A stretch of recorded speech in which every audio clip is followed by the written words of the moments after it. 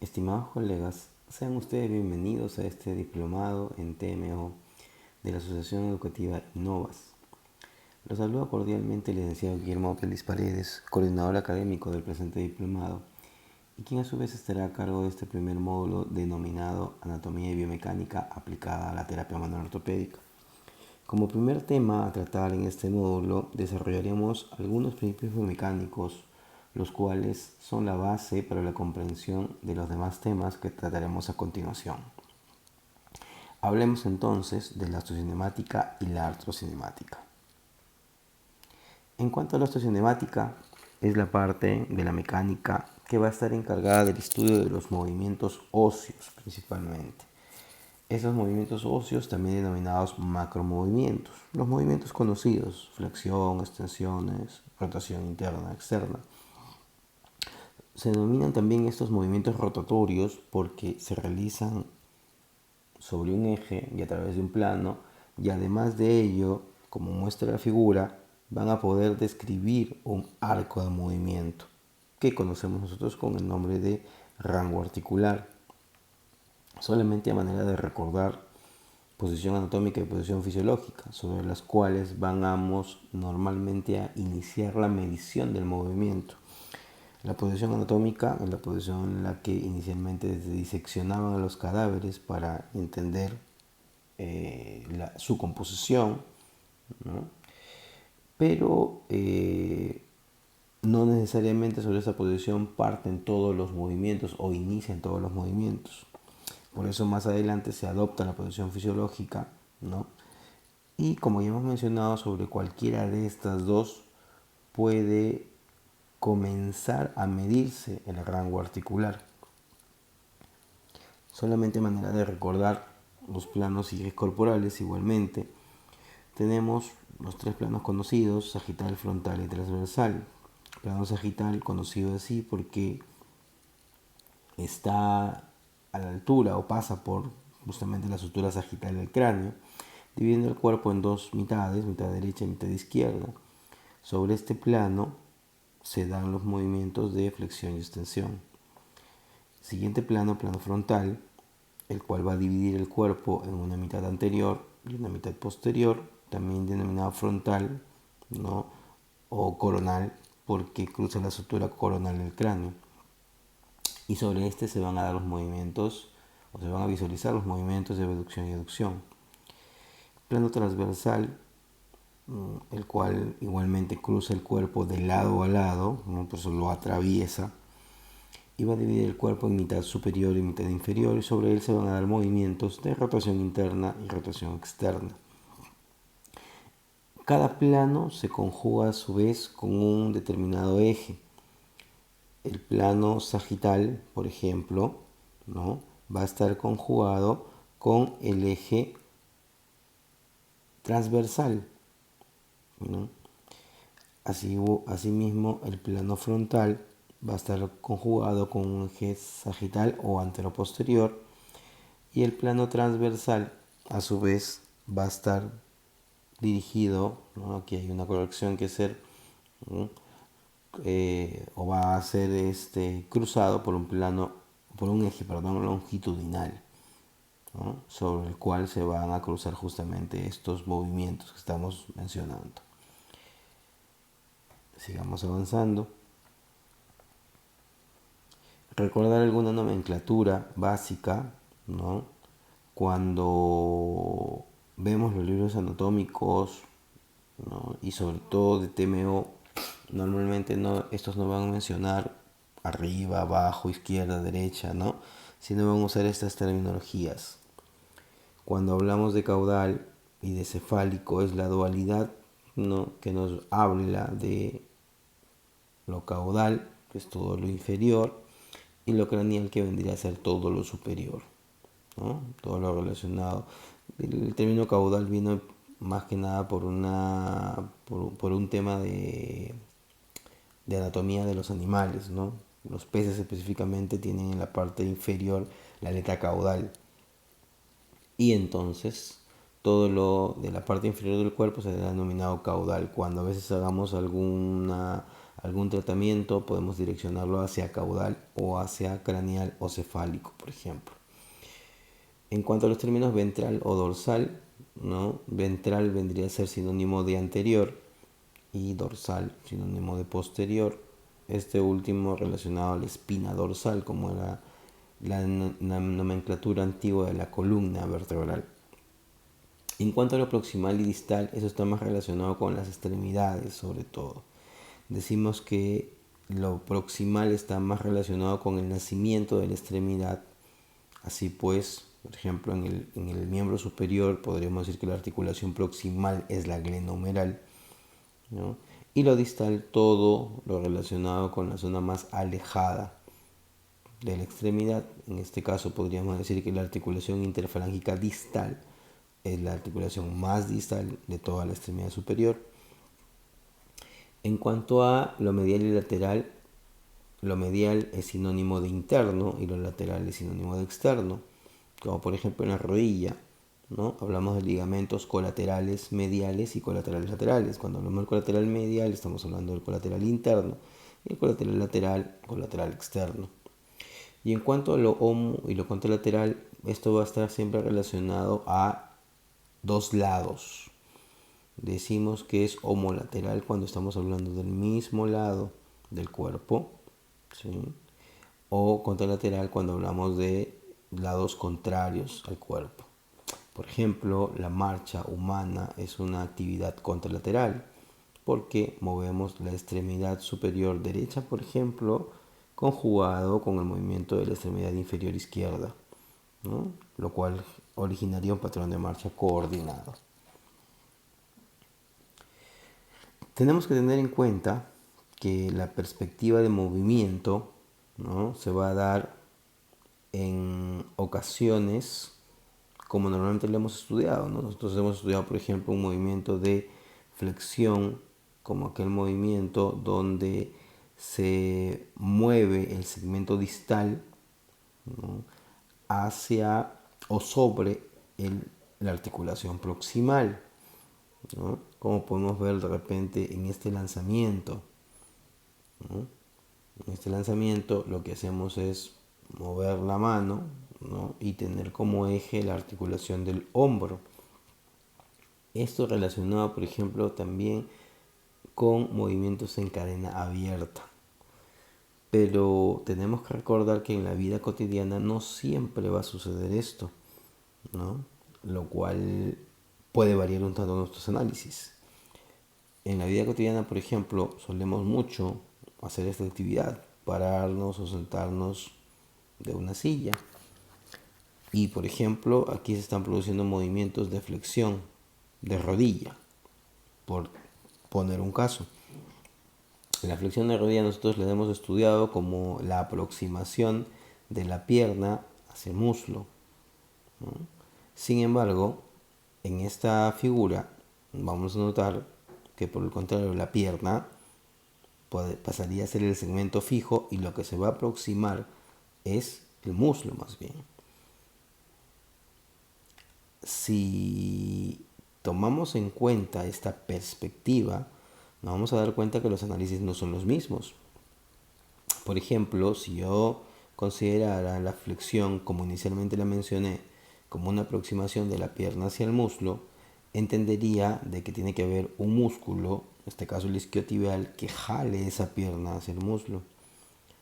Pero considerando esta nueva perspectiva osteocinemática, ahora es más bien el muslo el que se acerca a la pierna, por cuanto ya no necesita que el isquiotibial la jale, sino más bien es influenciada por la fuerza de gravedad. Y dado que la fuerza de gravedad vendría a ser la fuerza principal en este movimiento, lo que tendría que hacerse más bien es una regulación del mismo gracias a una estructura que está anterior, que es el cuádriceps. Entonces, ese análisis es importante considerarlo porque los pacientes van a venir a hablarnos de movimientos, no de movimientos, sino de actividades. Y esas actividades, como les digo, no siempre se van a dar necesariamente de proximal a distal o de distal a proximal, sino van a variar de acuerdo a la situación. Otro ejemplo de esa situación donde podemos ver movimientos de la zona proximal teniendo como puntos fijos zonas distales son el ejercicio clásico de planchas, ¿no? Aquí, por ejemplo, pueden estarse produciendo deducciones y aducciones del hombro, dependiendo cómo sea la plancha que realicemos.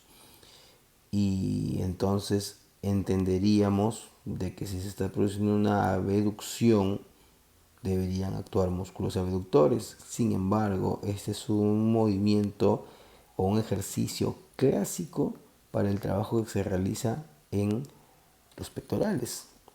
Entonces, como si yo hago una abducción se activa en los pectorales? Porque nuevamente el trabajo principal no lo está haciendo el abductor de hombro, que sería el deltoides, que sería el supraespinoso, sino por el contrario, hay un frenado de este movimiento donde otra vez prima la gravedad, porque yo estoy dejando caer el cuerpo hacia el piso.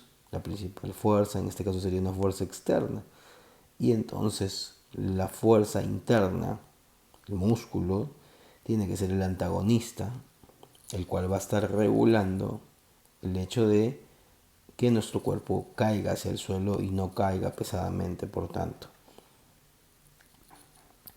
Pasamos ahora a hablar un tanto de la artrocinemática. Si la osteocinemática trataba de los movimientos óseos, de planos, de ejes, ¿no?, de ángulos, aquí ya no vamos a tener en cuenta eso, sino vamos a hablar de movimientos entre superficies articulares. Cuando hablamos de superficies articulares, ¿no?, hablamos de un cóndilo femoral, de un platillo tibial, de una cabeza humeral, de una cavidad glenoidea. Esas son las superficies articulares solamente, ¿no?, para tenerlo en consideración. Entonces son movimientos que se van a dar intrínsecos entre estas superficies articulares, que evidentemente, a diferencia de los movimientos osteocinemáticos, ya no se van a ver a simple vista. Por tanto, son denominados micromovimientos. Estos micromovimientos, los dos principales, son los movimientos de rodamiento y deslizamiento. Observemos la figura primera. En esta figura nosotros vemos, ¿no?, de que el cóndilo femoral está rodando sobre el platillo tibial, y eso a su vez está haciendo de que inicialmente contacten los puntos que se muestran aquí en rojo, pero que en otro momento esos puntos en rojo ya no estén en contacto y más bien contacte un punto azul con otro punto que está más anterior en la tibia. Imaginemos una rueda. Esto al rodar, ¿sí?, al igual que las ruedas de una llanta, de una moto, de una bicicleta, van a procurar avanzar. Y entonces al avanzar aquí, ¿no?, rodando en esta dirección, podrían salirse o desencajarse de posición. Es por eso que es necesario que haya rodamiento articular, pero que a su vez también se dé un deslizamiento. Más adelante vamos a ver cuáles serían los sentidos de los mismos, ¿no? Pero lo primero de explicar este rodamiento y deslizamiento sería justamente por esta condición, por mantener la estabilidad articular, la armonía interna, importantísima a su vez para que se produzca el movimiento macroscópico, ¿no? Si no se diera este movimiento intrínseco, el movimiento macroscópico se vería limitado. Otro fundamento por el cual son necesarios estos micromovimientos parte del hecho que las superficies articulares que tenemos nosotros no son ni totalmente cilíndricas ni totalmente planas. Más bien por el contrario, tienen una incongruencia que es necesaria, porque esta incongruencia le va a permitir movilidad. Si fueran un encaje perfecto, como lo son las piezas de un rompecabezas, por ejemplo, no habría movimiento entre ellas, ¿no? Pero estas variabilidades, esta incongruencia permite que haya movilidad. Entonces, todas las superficies articulares tienen algún grado de curvatura, ¿no? Y más allá de las clasificaciones clásicas que nosotros conocemos, por ejemplo, McConnell ha clasificado estas articulaciones como ovoides y sillares. Ovoides, aquellas donde se diferencia una superficie articular claramente convexa y otra cóncava. Y las sayales, donde ambas superficies, ¿sí?, tienen una parte cóncava y una parte convexa, la cual genera un encaje recíproco. En adelante explicaremos ello con un ejemplo. Adentrándonos entonces en la clasificación de las articulaciones, tenemos la clasificación principal según grado de movilidad. Según grado de movilidad, las articulaciones se van a clasificar en anfiartrósicas, diartrósicas y sinartrósicas. La primera, la sinartrósica, ¿no?, conocida o como articulación sin movimiento. Si nos vamos a la definición de articulación, realmente no existe articulación sin movimiento. Articulaciones como las de las suturas craneales tienen un movimiento, pero es tan ínfimo, es tan mínimo que es muy difícil de mesurarlo, de medirlo. Tenemos la intermedia, la articulación anfiartrósica, conocido ejemplo, las articulaciones entre los cuerpos vertebrales, las cuales ya tienen un poco más de movimiento que las anteriores, ¿no? Hay poco movimiento, pero ya es más notorio. Y por otro lado tenemos la articulación, ¿no?, diartrósica o sinovial. Articulación que sí, por el contrario, es la que tiene mucha más movilidad. Las articulaciones diartrósicas son las que principalmente predominan en las extremidades, ¿no? También denominadas sinoviales porque tienen, ¿no?, todas las partes de una articulación, entre ellas incluida una cápsula articular y una membrana sinovial, la cual a su vez produce el líquido sinovial y permite la movilidad y la nutrición de las estructuras articulares, en este caso particular de los cartílagos.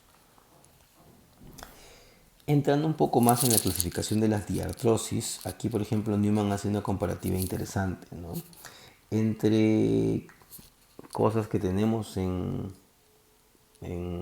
la vida cotidiana, ¿no?, en los aparatos, en instrumentos que vemos en nuestro cotidiano, y las articulaciones, para de alguna manera recordar cómo estas superficies articulares o sus formas influyen en la movilidad.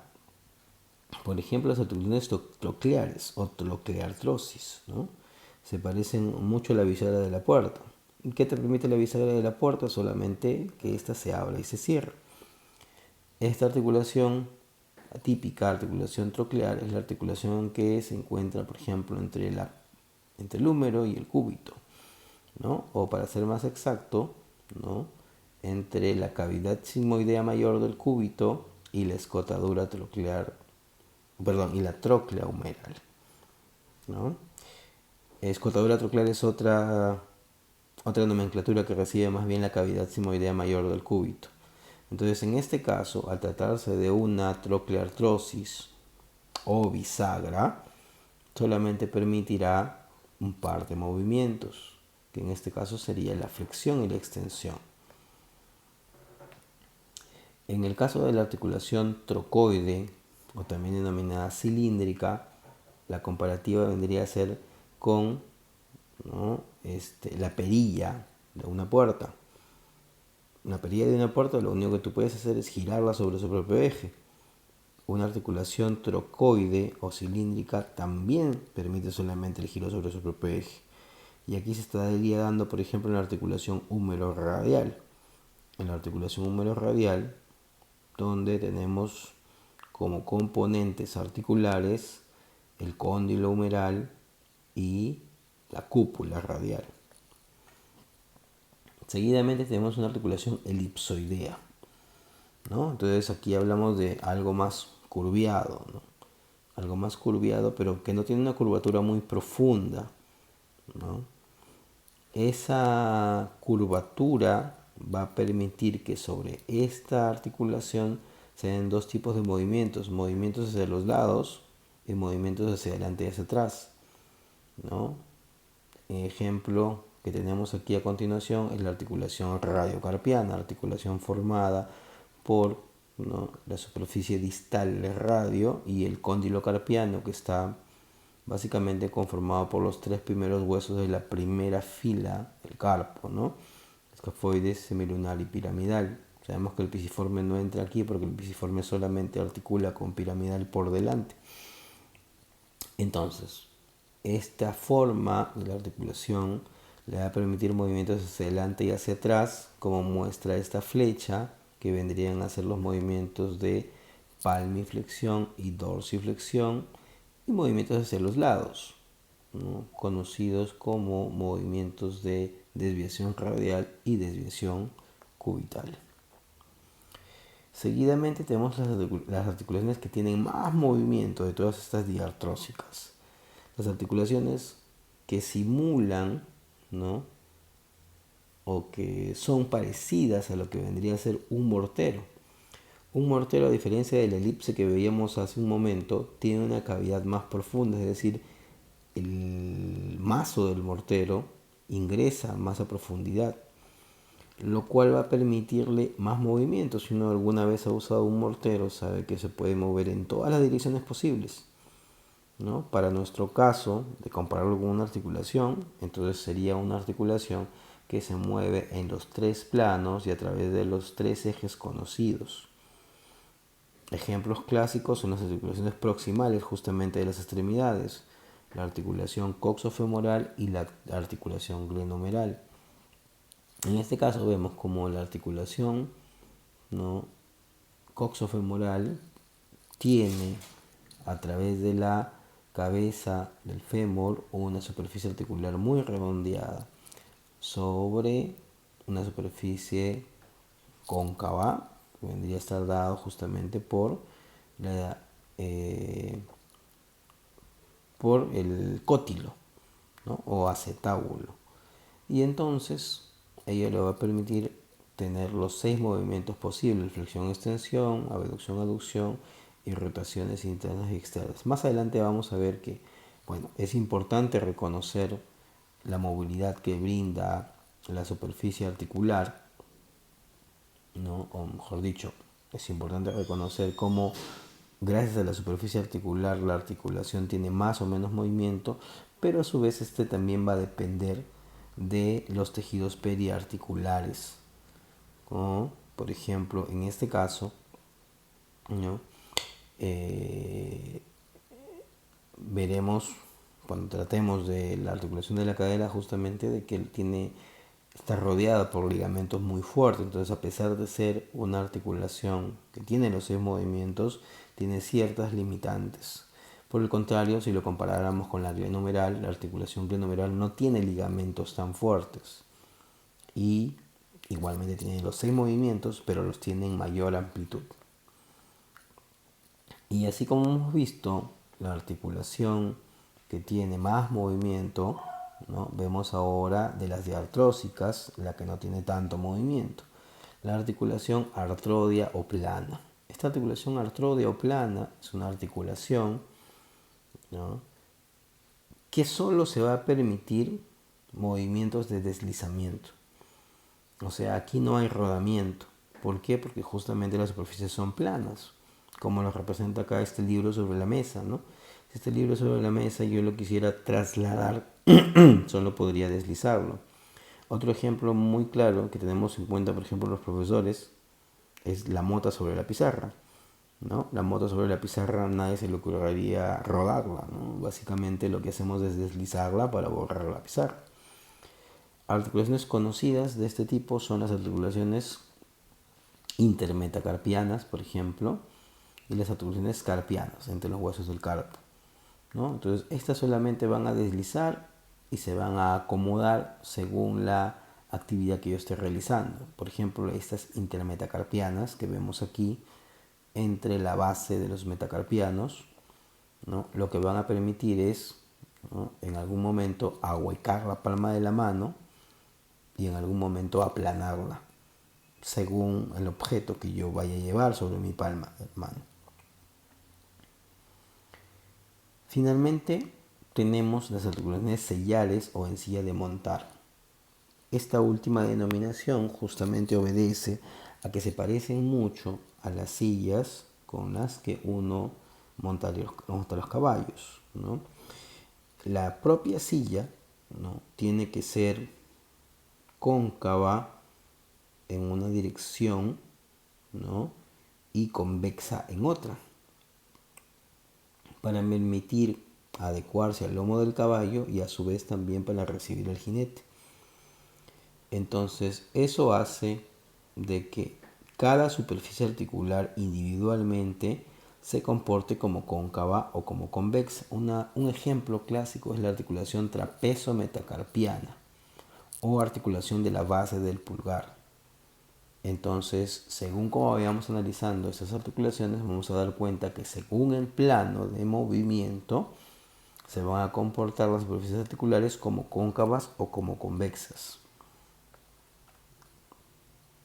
Finalmente, tenemos también las condiloartrosis. Las condiloartrosis, tú dirías, ¿no?, es muy parecido a una esférica. La gran diferencia es la mayor incongruencia que hay. ¿Te acuerdas que en la esférica el mortero entraba dentro de la superficie cóncava, o el mazo del mortero entraba dentro del cuenco del mortero? Aquí te das cuenta que hay una gran esfera que no llega a ser abrazada completamente por esta superficie. Lo mismo sucede articularmente. Una gran esfera denominada cóndilo femoral que no llega a ser contenida en su totalidad por el platillo tibial. ¿Qué crees que puede generar esto? Una gran incongruencia articular. Esta bolita yo le empujo apenas y es muy probable que se salga de sitio. Igualmente aquí. Esta bola se va a mover continuamente y que conocemos con el nombre de cóndilo femoral está en constante riesgo de poder zafar de posición. Y ese zafado de posición tiene que ser contenido por ligamentos colaterales, por ligamentos cruzados, por meniscos que mejoran la congruencia articular y a su vez también por los músculos, que van a tener una actuación no solamente en relación al movimiento, sino también a la estabilidad articular, que la cual mencionaremos hacia el final de esta presentación. También, para hablar algo de artrocinemática, debemos recordar nomenclatura que vamos a encontrar en la literatura, como las posiciones articulares. Describamos primero la posición cero. La posición cero no es otra cosa que la posición cero goniométrica, o sea, es de donde partimos a medir los movimientos, ¿no? Sabemos de que, por ejemplo, para medir el movimiento de flexión de hombro, el brazo tiene que estar paralelo al cuerpo, ¿no?, vertical, mirando hacia abajo. Entonces, a partir de ahí yo puedo medir flexión y extensión. Sin embargo, cuando yo tengo que medir, por ejemplo, supinación y pronación, el brazo tendría que estar formando un ángulo recto con el antebrazo, o sea, estar flexionado el codo en unos 90 grados. Y a partir de ahí recién yo podría medir supinación y pronación. Entonces, el cero goniométrico va a variar según la articulación que yo quiera medir, pero siempre es la posición de partida. Por otro lado, también la articulación se puede colocar en posiciones de reposo. La posición de reposo, o como se ve en los papers, posición de loose back, ¿no?, es una posición donde las carillas articulares de alguna manera no están tan en contacto, no están tan apretadas entre sí. Si una superficie articular no está tan apretada entre sí, se entiende de que va a tener más juego articular y que sus tejidos periarticulares, como son cápsulas y ligamentos, no van a estar tensos, sino por el contrario van a estar relajados. Cada articulación, valga definir, así como cada articulación tiene su posición cero, cada articulación tiene su posición de reposo. Y estas posiciones de reposo son posiciones que se suelen usar básicamente para descargar la articulación. Si ya queremos hablar de términos de intervención, van a aliviar síntomas como cuando haya un paciente que haya sufrido un trauma o una contusión. Es clásico en algunas lesiones del hombro, por ejemplo, ¿no? De que se le coloque un cabestrillo al paciente. Este cabestrillo al paciente coloca el hombro en una ligera posición de flexión, en una ligera abducción y en algo de rotación. Entonces esa posición mayormente está muy relacionada, mejor dicho, está muy cercana a la posición de reposo. Y el paciente, justamente la intención de colocarlo en ese cabestrillo es que sienta menos dolor. ¿Por qué siente menos dolor? Por lo que acabamos de mencionar. Las carillas articulares no están tan apretadas, hay más movilidad articular, hay más espacio entre las articulaciones. Para efectos de la terapia manual ortopédica es una posición que se usa para comenzar el trabajo, ¿no? Ya sea de valoración, de evaluación o ya sea ya de intervención. Porque siendo una posición de menor contacto se entiende que yo podría movilizar mejor la articulación. En algunas ocasiones, algunas afecciones no van a permitir que yo llegue a la posición de reposo convencional. Estas posiciones de reposo están definidas en los libros de terapia manual ortopédica. ¿Por qué? ¿Qué sé yo? De repente ese paciente, nuevamente tomando el mismo ejemplo del hombro, no lo inmovilizaron con un cabestrillo, sino lo inmovilizaron con un vendaje que hacía que el brazo esté pegado al cuerpo, o con un yeso que hacía que el brazo esté pegado al cuerpo. Entonces inmediatamente se lo retiran.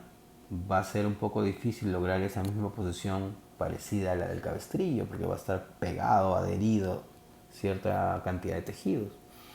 Entonces yo voy a buscar la posición de reposo, o sea, voy a tratar de encontrar en qué posición mi paciente se siente más cómodo y que yo noto que hay más movilidad para comenzar a trabajar.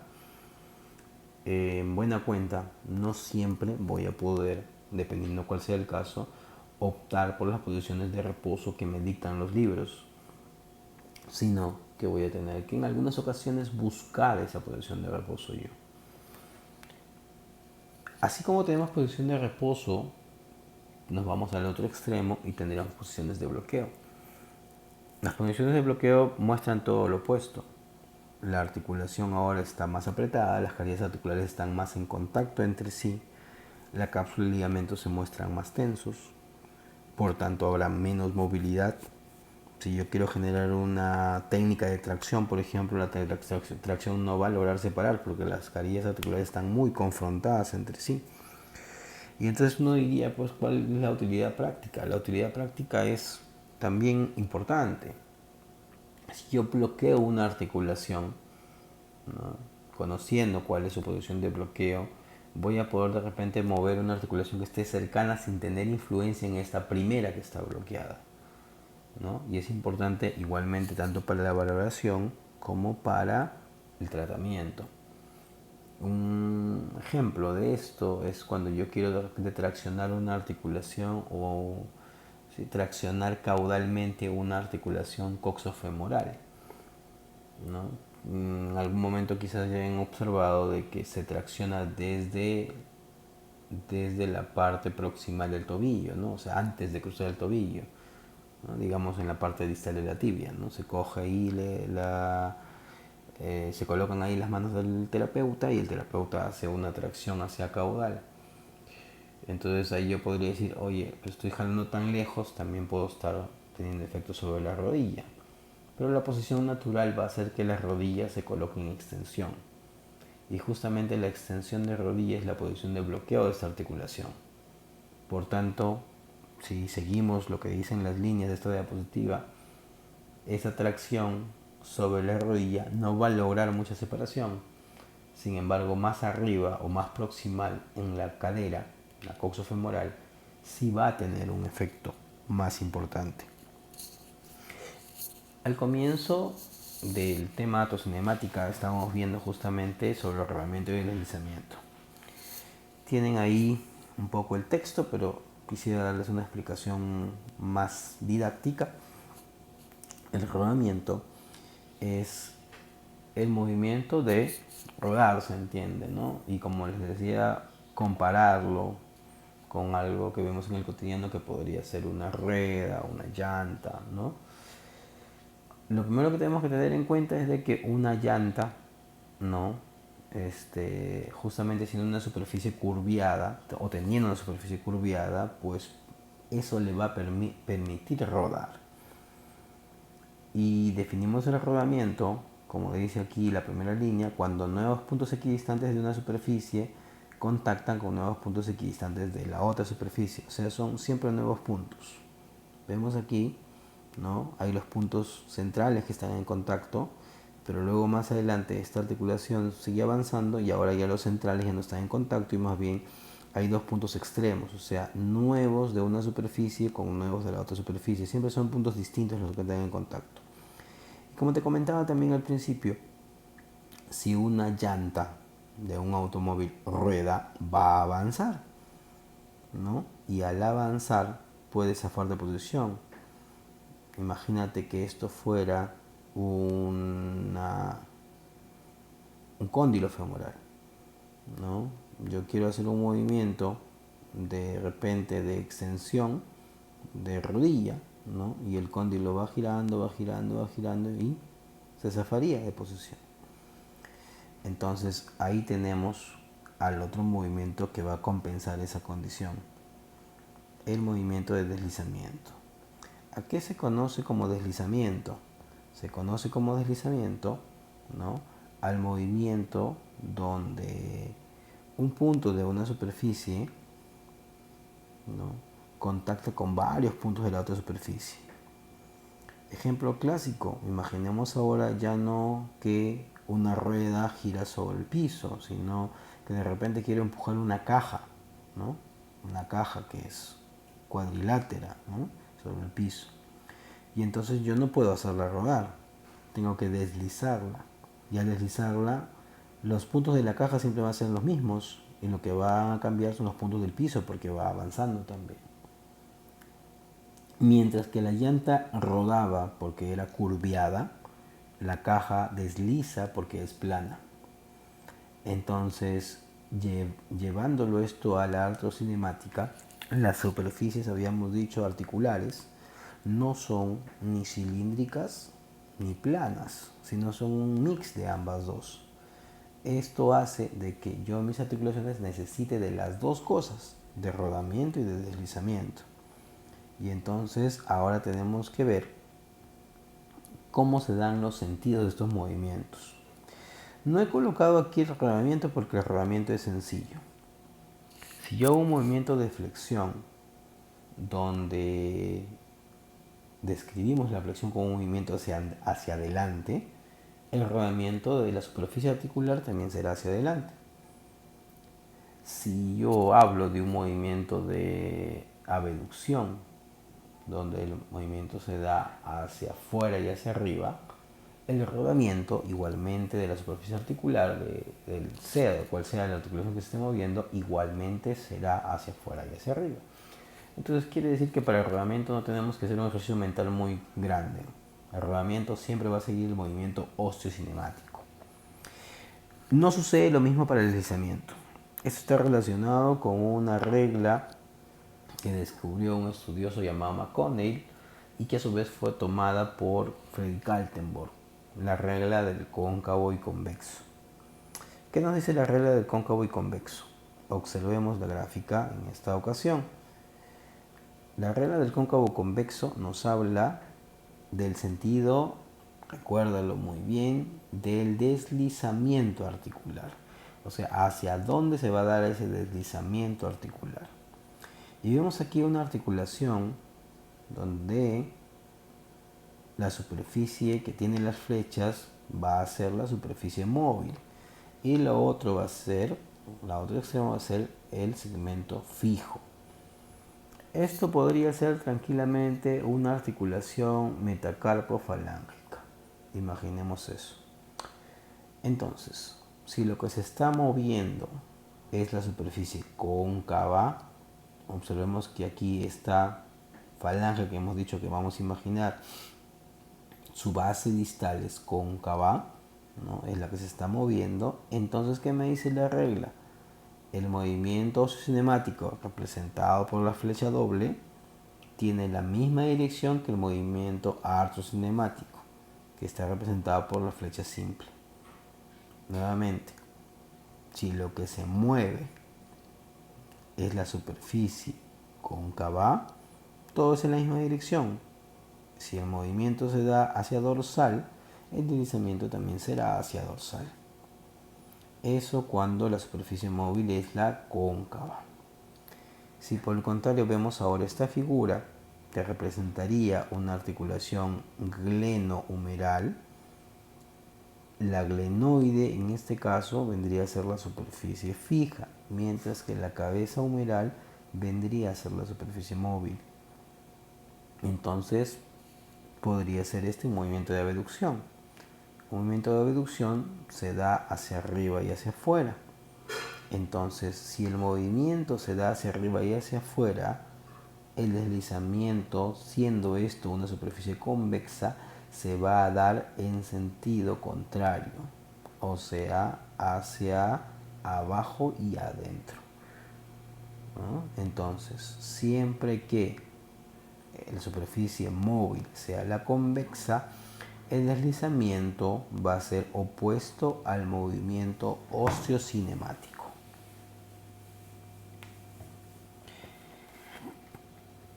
Ocurre en algún momento que el manejo de la ganancia de rango articular se daba básicamente por la cantidad de movimiento. O sea, si a un paciente le faltaba movimiento, tenía solamente 90 grados de abducción, yo forzaba un poco esa abducción para llegar, ¿no?, como lesiones forzadas a un rango articular mayor.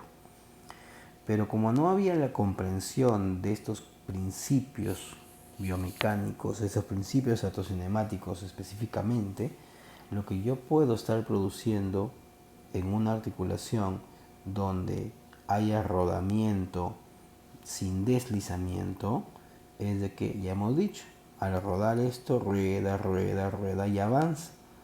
Y si avanza, como vemos en la figura, existe un pinzamiento. ¿Pinzamiento de qué? De los tendones del manguito, de la bursa subacromial, y entonces esto podría tranquilamente producir una inflamación de estos tejidos por la compresión y a la larga quizás también un desgaste o ruptura. Entonces no debería haber un movimiento donde solamente yo haga rodamiento. Y como ya te he dicho, como el rodamiento sigue el movimiento osteocinemático, si yo a este paciente simplemente le abro el brazo, voy a conseguir el rodamiento. Pero nada me asegura que se esté dando el deslizamiento contrario. Entonces, mientras que yo ruede, está avanzando todo esto hacia arriba, está apretando todo esto, yo estoy feliz porque estoy ganando el rango articular con él, pero sin embargo le estoy produciendo otro tipo de lesiones, otro tipo de fuerzas anormales dentro de la articulación, porque así como comprimo por acá, podría estar también sobreestirando por aquí. Y ninguna de las dos condiciones son convenientes para el funcionamiento normal de esta articulación. Recordar igualmente que toda articulación tiene factores que limitan la movilidad articular y básicamente son tres factores fisiológicos. Cuando yo inclino el cuello, por ejemplo, hacia un lado, ¿sí?, si yo lo inclino hacia el lado derecho, voy a sentir tensión muscular del lado izquierdo. Entonces ahí tendríamos claramente explicado el primer factor de limitación, ¿no? Tensión de partes blandas opuestas al movimiento. Si yo, por el contrario, ahora, como muestra la figura, flexiono mi codo, ¿no?, entonces yo voy a tener originalmente los músculos relajados, pero luego se van a contraer. En este caso el bíceps braquial. Entonces al contraerse, ¿no?, van a chocar, como al contraerse aumenta el volumen del músculo, va a chocar la parte anterior del bíceps con la parte anterior o del brazo o con la parte anterior del antebrazo. Entonces eso va a generar cierta limitante, ¿no? Entonces ahí tendríamos el segundo ejemplo, choque, o el segundo factor, choque de partes blandas. Y finalmente choque de partes óseas. Tenemos el otro ejemplo, que vendría a ser la extensión. Cuando yo hago la extensión, lo que sucede es que el olecranon entra dentro de la fosa olecraniana, por tanto se encaja bien. Si utilizamos los términos que acabamos de aprender, se estaría produciendo un bloqueo articular, ¿no?, y por tanto la movilidad sería limitada. ya no iría más allá, ¿no? Un codo, sabemos que un codo en promedio debería tener 5 grados de hiperextensión, ¿no? Entonces, uno de los factores es justamente este choque de superficies óseas.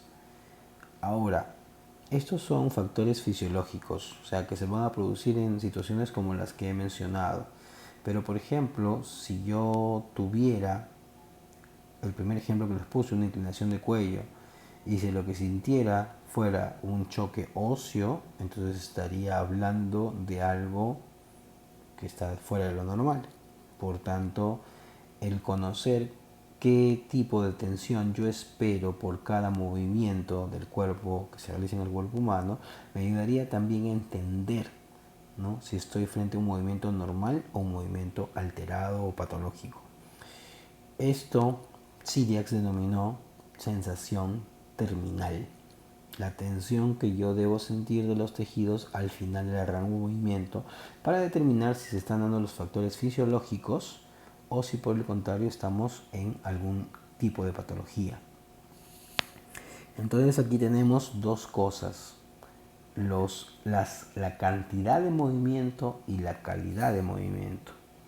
La cantidad de movimiento es la medición que yo hago. Normalmente casi todos hemos aprendido a manejar un goniómetro, ¿no?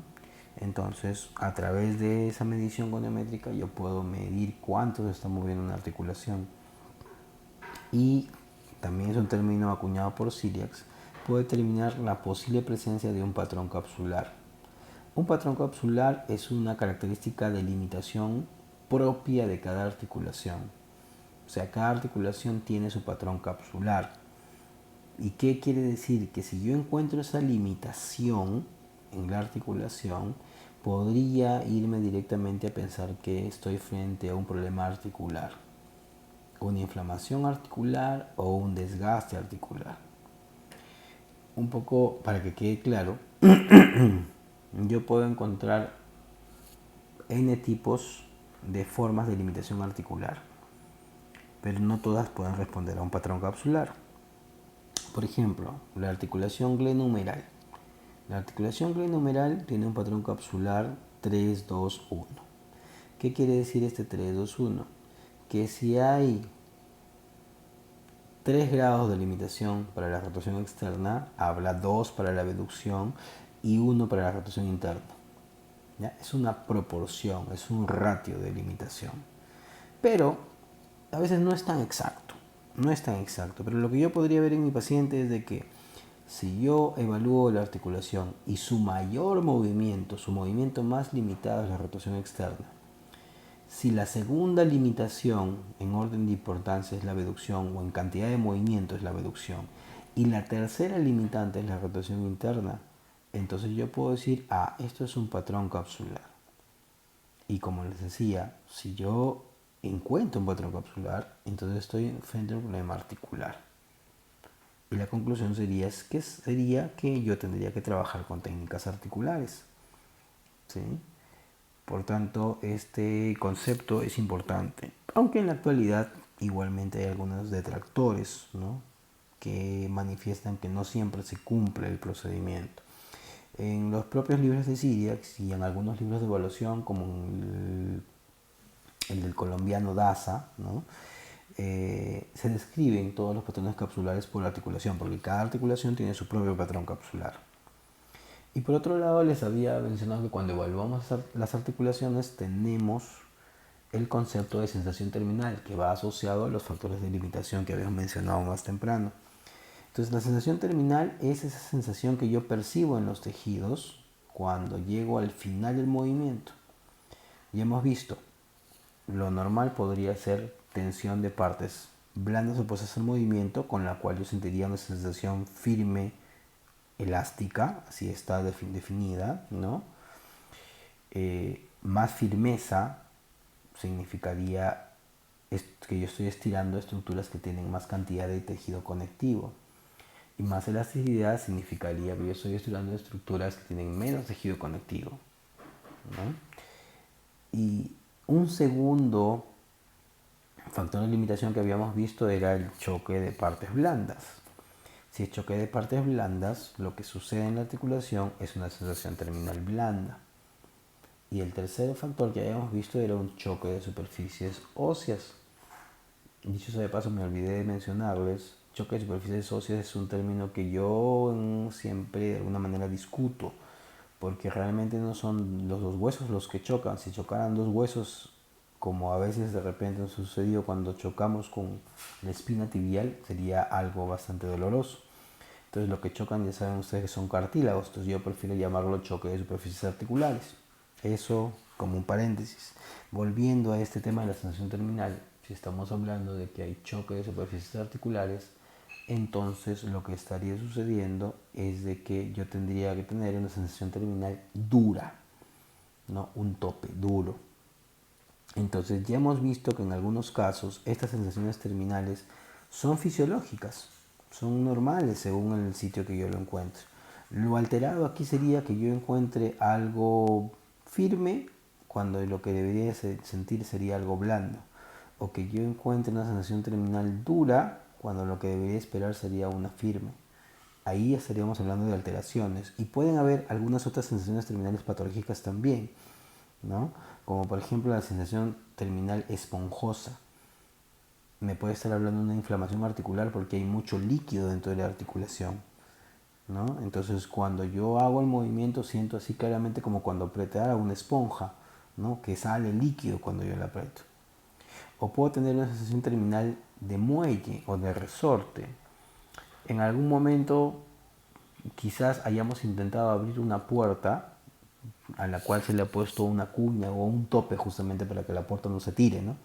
Y si nos hemos dado cuenta y hemos intentado forzar la puerta, el abrir la puerta, nos hemos dado con ese rebote, ¿no? ¿No? Porque no nos dejaba abrir la puerta, ese tope que le habían puesto, esa cuña que le habían puesto debajo justamente para que no se tire. Entonces esa misma sensación podríamos sentir en una articulación con un menisco luxado, con un pedazo de menisco roto, por ejemplo. ¿Por qué? Porque en ese caso el menisco se comportaría como esa cuña que yo le coloco a la articulación entre las dos superficies articulares, y lo que haría justamente es darme ese tope. Yo intento cerrar, intento abrir, intento mover esa articulación, y lo que tendría es justamente ese choque, ese rebote. En ocasiones puede ser de que por la misma patología, porque hay mucho dolor o porque simplemente el paciente psicológicamente está afectado, no me deje llegar hasta el final del movimiento.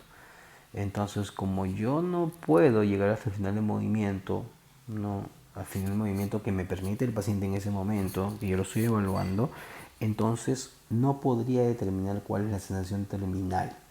Cuando yo no puedo determinar la sensación terminal, la voy a denominar sensación terminal vacía, ¿no? Porque no me va a brindar ningún tipo de información. Y entrando hacia la última parte, ¿no? Así como en la biomecánica se habla de la cinemática, ahora hablamos algo de la cinética. La cinética tiene que ver básicamente con fuerzas. Y siempre va a haber esta lucha entre fuerzas internas y fuerzas externas para poder producir un movimiento, ¿no? Las fuerzas internas mayormente van a ser las fuerzas musculares, no son las únicas, pero son las que principalmente vamos a analizar. Y las fuerzas externas van a ser los pesos, en algunos casos, ¿no?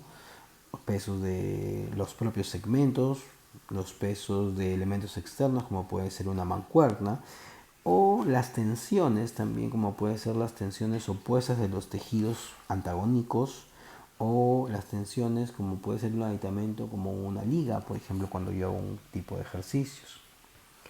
Acá un elemento importante, y ya un poco cerrando la presentación en cuanto a la cinética, yo les decía, nosotros no podemos, ¿no? Solamente